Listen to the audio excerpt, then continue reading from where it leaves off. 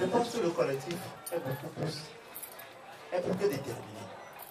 Et notre détermination se lie dans notre proactivité.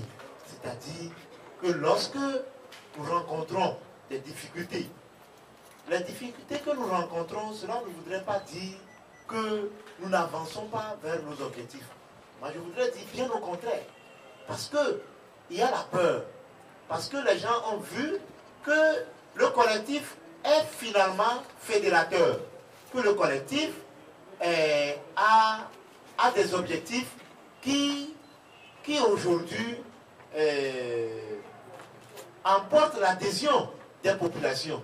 Et je peux dire que quand les uns et les autres ont vu les populations déterminées braver une pluie pour sortir massivement le mardi, eh bien c'est ce qui a fait peur et on a très vite trouvé motif pour réprimer la manifestation.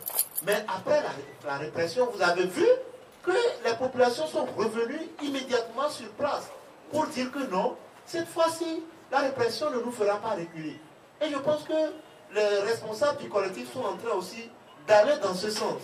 On a interpellé, je dirais même, bien, on a interpellé et gardé à vue Maître Afan Bedji, Maître Javonzeuse et moi-même Maître Pandé Adjaré.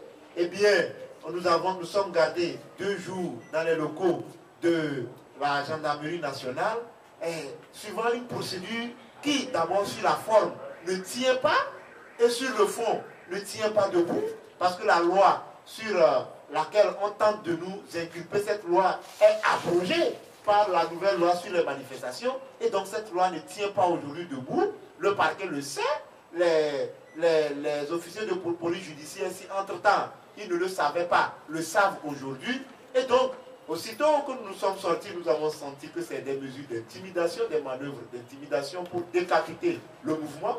Eh bien, hier, nous avons tenu ici un point de presse. Ce matin, on s'apprêtait à aller sur les lieux de manifestation. Lorsque nous avons appris qu'un des responsables du collectif a été interpellé, nous nous sommes mobilisés autour de lui pour qu'il soit enfin libéré, Dieu merci.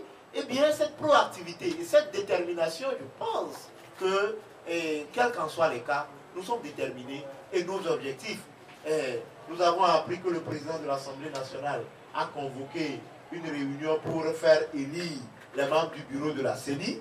Nous l'avons appris, mais nous disons qu'ils sont en train de passer outre nos revendications, mais jusqu'où iront-ils? C'est de ça qu'il s'agit. Jusqu'où iront-ils? Est-ce qu'ils vont penser que cette population qui est sortie, plus de 500 000 personnes, on va passer outre la voix de ces personnes-là pour aller aux élections comme on tente de le faire croire? Non, moi je ne pense pas. Je ne le pense pas. Et je crois qu'à un moment donné, je pense que tout le monde mettra la balle à terre pour réfléchir sur le sort de cette population.